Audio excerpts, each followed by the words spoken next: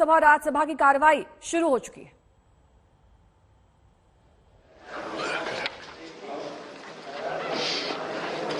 Honorable members, I refer with profound sorrow to the passing away of Sri Nabin Chandra Burgoyne, Sri Rahul Bajaj, Professor D.P. Chattopadhyay, and Sri Yeddapati Venkatrao, former members of this House.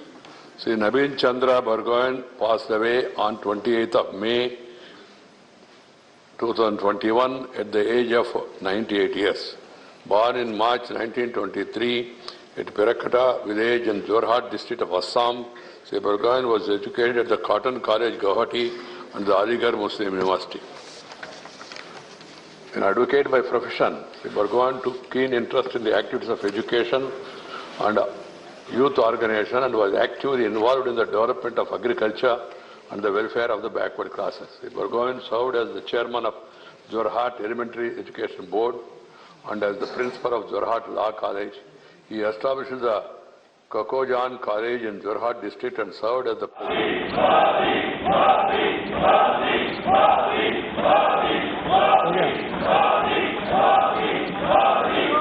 राष्ट्रीय की संसदीय शिष्टमंडल रविवार 13 मार्च 2022 को भारत पहुंचा।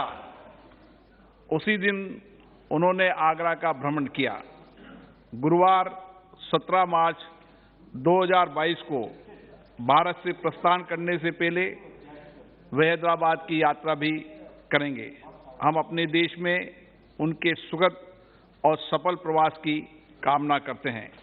हम उनके माध्यम से राष्ट्र की राष्ट्रीय परिषद, संघीय परिषद, सरकार और राष्ट्र की मैत्रीपूर्ण जनता को अपनी ओर से तथा सभा की ओर से बधाई एवं शुभकामनाएं देते हैं। मैं सभा में अपने 3 पूर्व साथियों के दुखद निधन के बारे में सूचित करना चाहता हूं। श्री एस सिंगर वादीवेल तमिलनाडु के तंजावुर संसदीय निर्वाचन क्षेत्र से 6वीं, 7वीं, 8वीं और 9वीं लोकसभा के सदस्य थे। वे लोक लेखा समिति और सभा पटल पर रखे जाने गए पत्रों की समिति के सदस्य भी रहे। श्री एस सिंगर वादीवेल का निधन 87 वर्ष की आयु में 31 जनवरी 2022 को तंजावुर में हुआ। श्री H.V. पाटिल कर्नाटक के बागलकोट संसदीय निर्वाचन क्षेत्र से 8वीं लोकसभा के सदस्य थे। श्री पाटिल याचिका समिति के सदस्य रहे। श्री H.P. पाटिल का निधन 82 वर्ष की आयु में 1 फरवरी 2022 को बागलकोट में हुआ। श्री हेमानंद बिस्वाल ओडिशा के सुंदरगढ़ संसदीय निर्वाचन क्षेत्र से 15वीं लोकसभा के सदस्य थे।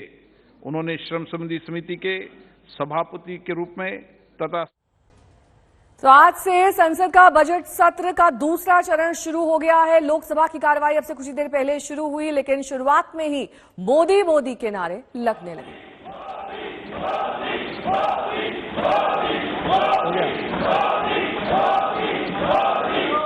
राष्ट्रीय की संसदीय शिष्टमंडल रविवार 13 मार्च 2022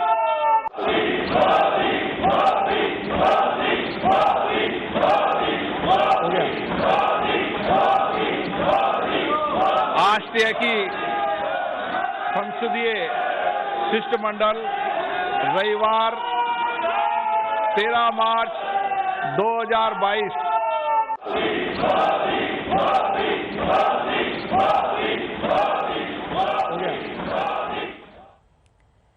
और अब बात करेंगे कि कैसे उत्तर प्रदेश में ताजपोशी से पहले दिल्ली में मंथन का दौर शुरू हो चुका है। कल योगी आदित्यनाथ ने प्रधानमंत्री नरेंद्र मोदी, गृह मंत्री और बीजेपी अध्यक्ष जेपी नड्डा से मुलाकात की। आज यूपी के प्रभारी धर्मेंद्र प्रधान, डिप्टी प्रभारी अनुराग ठाकुर से वो मुलाकात करने वाले हैं। मुलाकातों में योगी 2.0 की तस्वीर बनाएंगे।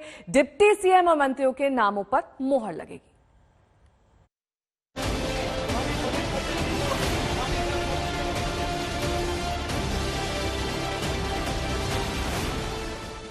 जीत जश्न के बाद योगी 2.0 की तैयारी है।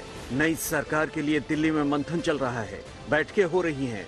शपथ से पहले योगी आदित्यनाथ ने प्रधानमंत्री से मुलाकात की। सूत्रों के मुताबिक 2.25 घंटे चली बातचीत में योगी कैबिनेट और सरकार के एजेंडे पर चर्चा हुई। माना जा रहा है कि योगी 2.0 में मिशन 2024 का अक्स दिखेगा। चुनावी समीकरण पर कैबिनेट तय होगा। डिप्टी सीएम पर मुहर लगेगी। सीट गंवा चुके केशव मौर्य डिप्टी सीएम बने रहेंगे या फिर उन्हें नई जिम्मेदारी मिलेगी, इसे लेकर सस्पेंस बना हुआ है। डिप्टी सीएम की संख्या को लेकर कयास लगाए जा रहे हैं। ये मंथन का दौर है। मंथन और चर्चा इसलिए कि कैसी होगी योगी आदित्यनाथ की नई कैबिनेट। क्या 3 डिप्टी सीएम होंगे? क्या नए मंत्री इसमें लाए जाएंगे? चर्चा ये साफ है कि इस बार दलितों को बड़ा प्रतिनिधित्व मिलेगा, ये भी तय है। साथ साथ डिप्टी सीएम भी होंगे और पश्चिम का एक बड़ा चेहरा इसमें शामिल होगा। प्रदेश अध्यक्ष स्वतंत्र देव सिंह को पार्टी से सरकार में लाने पर भी फैसला हो सकता है। योगी मंत्रिमंडल में जातीय संतुलन कितना काम करेगा, ये भी देखने की बात होगी। सहयोगी दल निषाद पार्टी और अपना दल 18 सीट जीत कर आए हैं। जाहिर है सत्ता में उसी अनुपात में उन्हें भागीदारी दी जाएगी। ब्रांड बुलडोजर को और चमकाने के लिए बीजेपी पूर्व आईपीएस अधिकारी असीम अरुण और राजेश्वर सिंह को भी मंत्री बना सकती है। एक प्रचंड बहुमत भारतीय जनता पार्टी के राष्ट्रवाद, विकास और सुशासन के मॉडल को उत्तर प्रदेश की 25 करोड़ जनता का आशीर्वाद है। आपने देखा होगा भारतीय जनता पार्टी की डबल इंजन की सरकार ने 5 वर्षों से लगातार उत्तर प्रदेश के अंदर सुरक्षा का जो माहौल दिया, उत्तर प्रदेश की आस्था को सम्मान देने का जो कार्य किया, उत्तर प्रदेश के अंदर आदरणीय प्रधानमंत्री जी के मार्गदर्शन में विकास के कार्यक्रमों को जिस मजबूती के साथ आगे बढ़ाने का कार्य किया। माना जा रहा है कि शपथ लेते ही योगी सरकार संकल्प पत्र पर काम तेज कर देगी। चुनाव में आवारा पशु बड़ा मुद्दा रहा। इस बार गाय सुरक्षा सेंटर पर जोर रहेगा। गन्ना किसानों को 14 दिन के अंदर भुगतान की तैयारी भी है। अगर इसमें देरी होती है तो ब्याज के साथ भुगतान किया जाएगा। अलग अलग विभागों में खाली पड़े पदों को भी जल्द भरा जाएगा।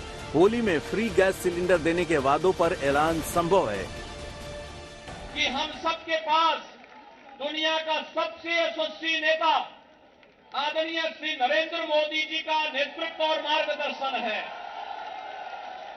उनके मार्गदर्शन में, उनके नेतृत्व में उत्तर प्रदेश देश का नंबर 1 प्रदेश बनेगा। इस विश्वास के साथ हम सब एक बार फिर से 25 करोड़ जनता की सेवा के लिए अपनी अपनी भूमिका का निर्वहन करेंगे। 2022 की जीत बीजेपी के लिए 2017 की जीत से भी बड़ी है। 5 साल सरकार के बाद भी ब्रांड मोदी योगी का जादू सिर चढ़कर बोल रहा है।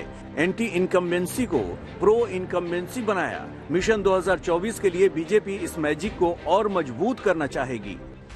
सबसे बड़ी बात, योगी जी की सरकार की शक्ति से मनचलों, गुंडों, दबंगों, दंगाइयों में जो डर पैदा हुआ है वो हमारी बहन बेटियों के हौसले को बुलंद करने में बहुत उपयोगी है। योगी आज दूसरे दिन भी दिल्ली में हैं। मेल मुलाकात आज भी चलती रहेगी। कल गृह मंत्री अमित शाह ने जीत पर मिठाई खिलाई तो राजनाथ सिंह ने शानदार विजय पर पीठ थपथपाई। लखनऊ से कुमार अभिषेक के साथ आज तक ब्यूरो। वहीं दिल्ली दौरे का आज योगी आदित्यनाथ का दूसरा दिन है और आज भी कई अहम मुलाकातें होनी है। कल उनकी प्रधानमंत्री नरेंद्र मोदी से 2 घंटे से भी ज्यादा चली मुलाकात में ये कहा गया कि किस तरीके से उनकी कैबिनेट का स्वरूप होगा, इस पर प्रमुख तौर पर चर्चा की गई। और आज मुलाकात होनी है राष्ट्रपति रामनाथ कोविंद से। ये मुलाकात हो चुकी है और उससे भी पहले उन्होंने मुलाकात की नितिन गडकरी से। राष्ट्रपति भवन जाकर महामहिम से मुलाकात भी हो चुकी है। लेकिन ये 2 अहम वो नेता जिनसे कल मुलाकात अमित शाह गृह मंत्री और आज मुलाकात सूचना प्रसारण मंत्री अनुराग ठाकुर से योगी आदित्यनाथ की थी। तमाम मुलाकातों का जो दौर है योगी आदित्यनाथ का, वो दरअसल कैबिनेट के लिहाज से जिस तरीके से शुभकामनाएं उनको दी जा रही हैं, श्रेय दिया जा रहा है उत्तर प्रदेश में प्रचंड जीत का। कल रक्षा मंत्री राजनाथ सिंह से उनकी मुलाकात थी, तो आज शिक्षा मंत्री धर्मेंद्र प्रधान से उनकी मुलाकात होनी है। तो ये मेल मुलाकात का सिलसिला आज भी जारी रहने वाला है। वहीं ये माना जा रहा है कि होली के बाद योगी आदित्यनाथ शपथ लेंगे और इस मेगा इवेंट में प्रधानमंत्री नरेंद्र मोदी समेत बीजेपी के तमाम दिग्गज नेता शिरकत करेंगे।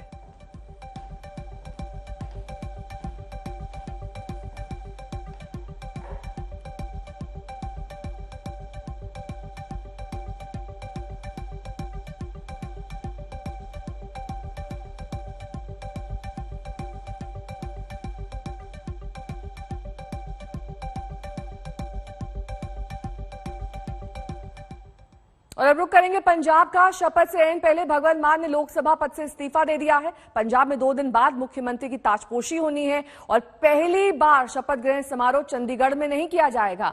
आपने इसके लिए शहीद भगत सिंह के गांव को चुना है।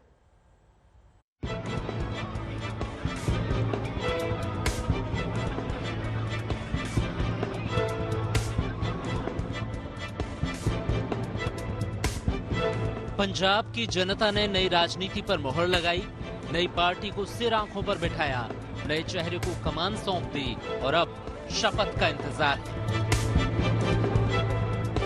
शपथ ग्रहण समारोह राजधानी चंडीगढ़ में नहीं बल्कि शहीद भगत सिंह के पैतृक गांव खटकर कला में होगा।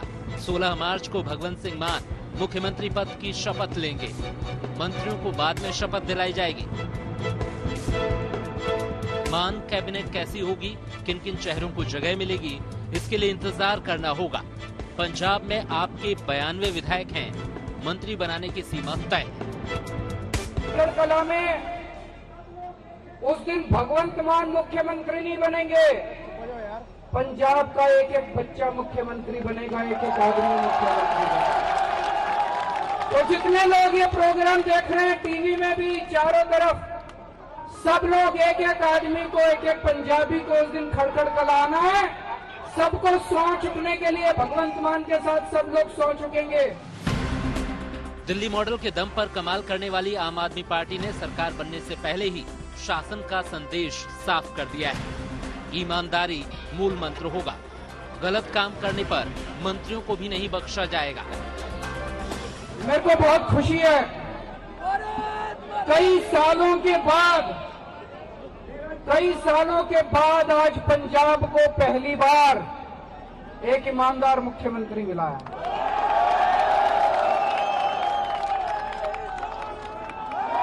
मेरा छोटा भाई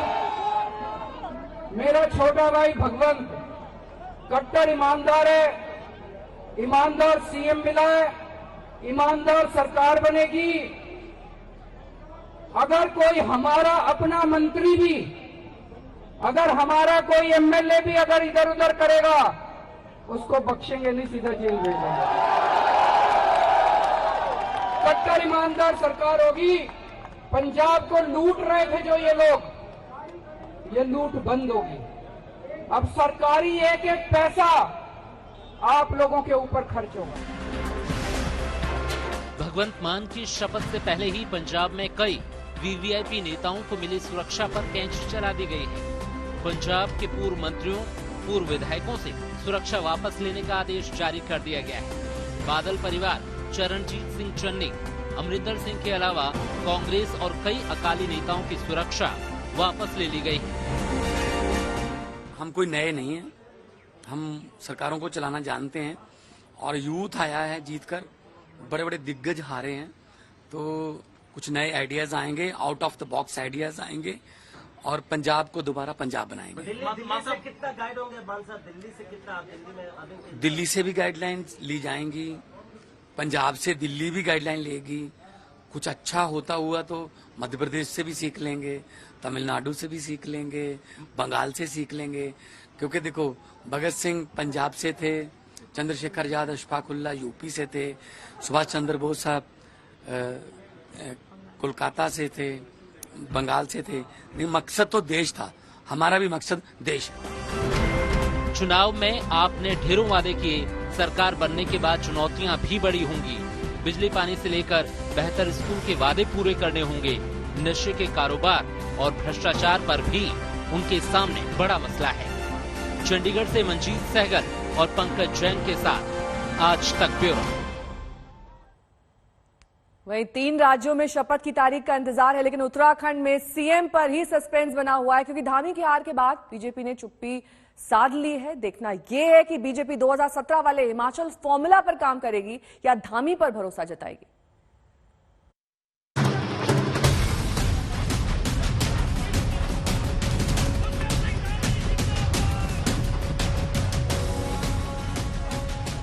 उत्तराखंड में बीजेपी ने ऐतिहासिक वापसी की, जबरदस्त जीत मिली, लेकिन मुख्यमंत्री धामी की हार से ताजपोशी पर सस्पेंस बढ़ गया।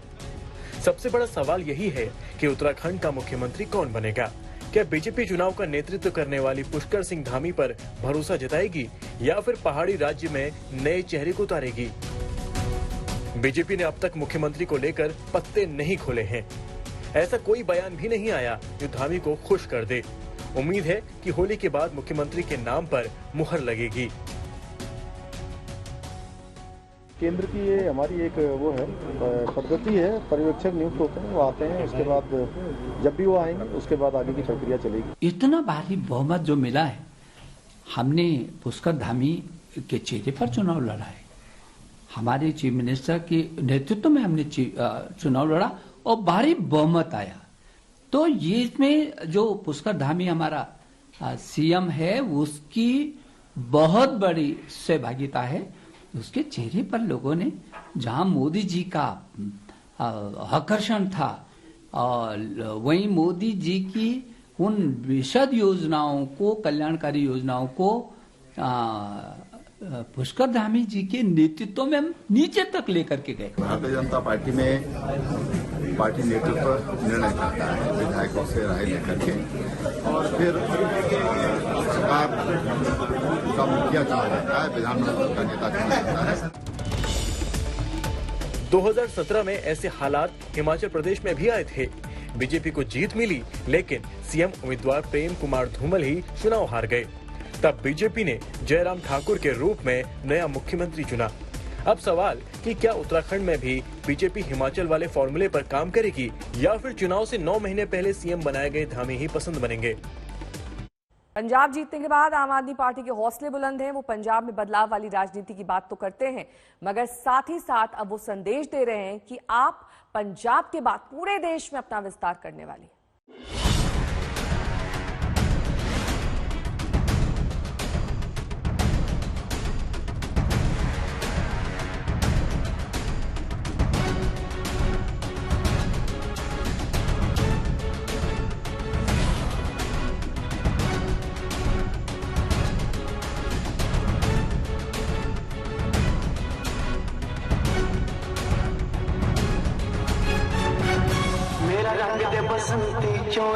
आम आदमी पार्टी ने पंजाब में बम्पर जीत का जश्न कुछ इस अंदाज में मनाया।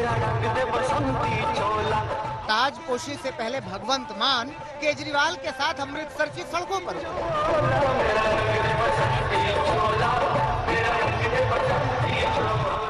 भरोसा जताने के लिए जनता के आगे नतमस्तक हुए, उन्हें नमन किया। हम गुरु साहब जी के सामने नतमस्तक हुए, फिर दुर्गाना मंदिर में नतमस्तक हुए, राम तीर्थ मंदिर में नतमस्तक हुए, जलियांवाला बाग जाके शहीदों के सामने नतमस्तक हुए। अब हम पंजाब के 3 करोड़ लोगों के सामने नतमस्तक हो रहे हैं, तो उसकी कमाल कर देता। ਤੁਸੀਂ कमाल कर देता। I love you Punjab.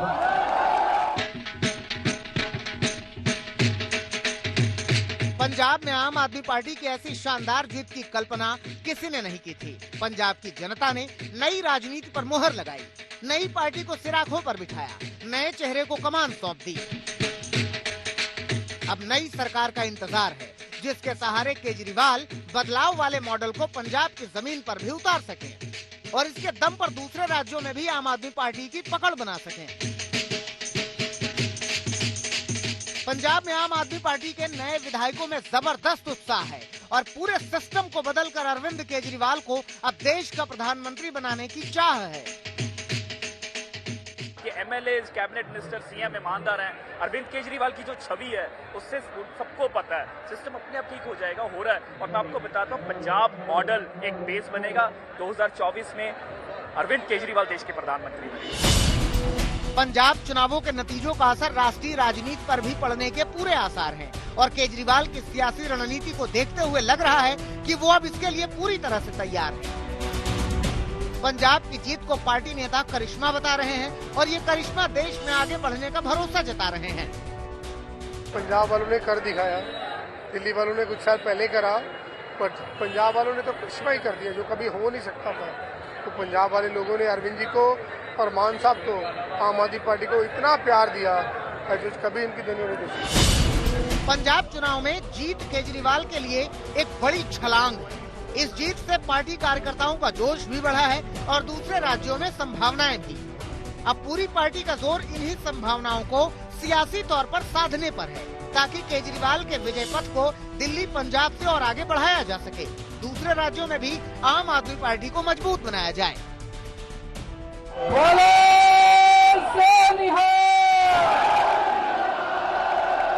Bharat माता की, भारत माता की।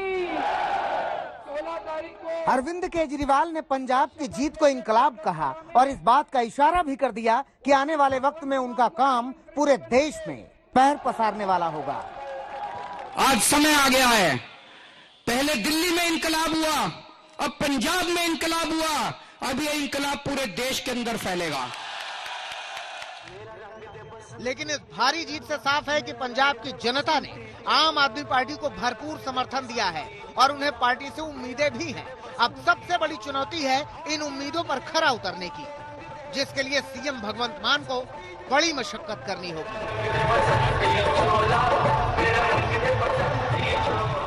कमलजीत सिंह संधू, मनजीत सहगल और पंकज जैन के साथ सत्येंद्र जैन, अमृतसर, आज तक।